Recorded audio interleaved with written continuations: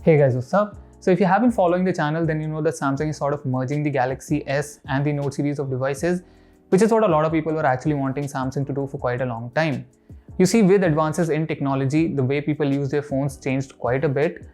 From the initial days where you would typically use your phone to make phone calls and browse social media applications, to today where you sort of use it for almost all kinds of things like watching movies, playing intensive games, getting things done on Excel. So everything that you would typically do on a laptop has vastly shifted to smartphones, which has resulted in these smartphones getting larger. So we have moved up from 3.5 inches of screen to 6+ inches of screen to the point where it has become really difficult to get some good mini smartphones in the market right now, which is why Apple came up with the iPhone mini concept.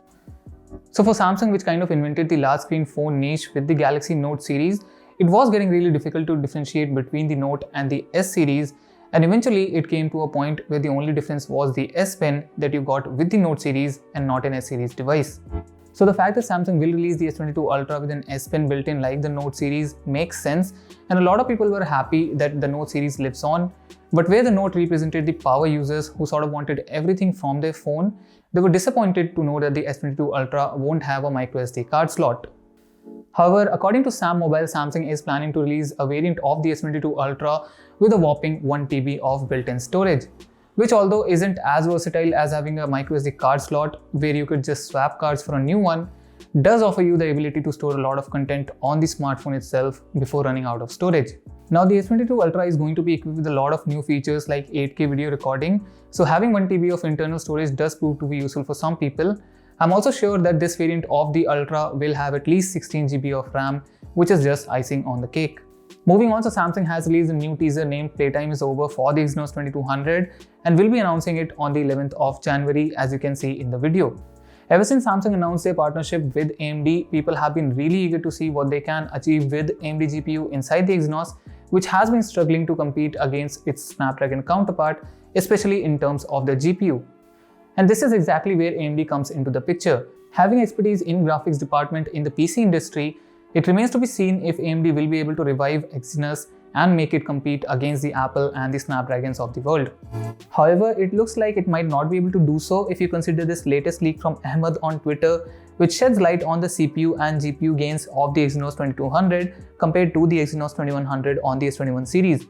You might be disappointed to know that it only boasts of a 5% CPU gain and an even bad 17% GPU gains, which is nowhere close to what the Snapdragon 8 Gen 1 has been able to achieve with 20% boost in CPU and 30% in graphics rendering capabilities over the Snapdragon 888, which was already better than the Exynos 2100. Now the NPU gains are respectable though at 117%, which does help in better neural processing and AI, which will be used extensively in the camera app of the S22 Ultra. We've heard that there will be a detail enhancer button that will make use of AI to provide you better details and colors, and I'm sure there will be a lot more cases for it. Now that is okay, but when you hear the word AMD, I'm sure AI doesn't come into your mind. And you might be wondering that even with AMD on board, why is it so difficult for Exynos to beat some of its key rivals? And the answer can be lack of optimizations. You see, AMD GPUs were supposed to make their debut in the Exynos 2100, but Samsung and AMD did have some problems optimizing the hardware for battery consumption and overheating.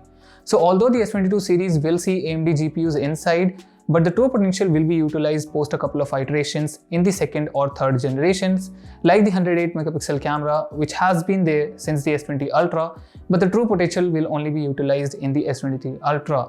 You see, AMD doesn't have any experience with GPUs on a smartphone.